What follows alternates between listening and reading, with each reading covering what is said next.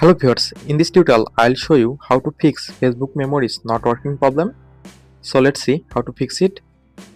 For solving this problem, first of all go to settings, scroll down and go to apps option. From here find Facebook and go to Facebook. Scroll down, click on storage, click on clear data, click on delete.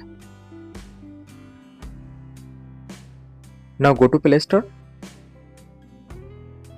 click on search bar and search Facebook.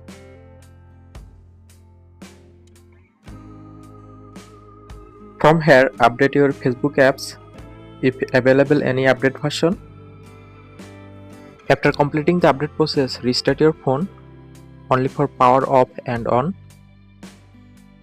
After all steps, now open Facebook and log in your account and check your problem solved successfully. Thanks for watching. Stay connected for more updates.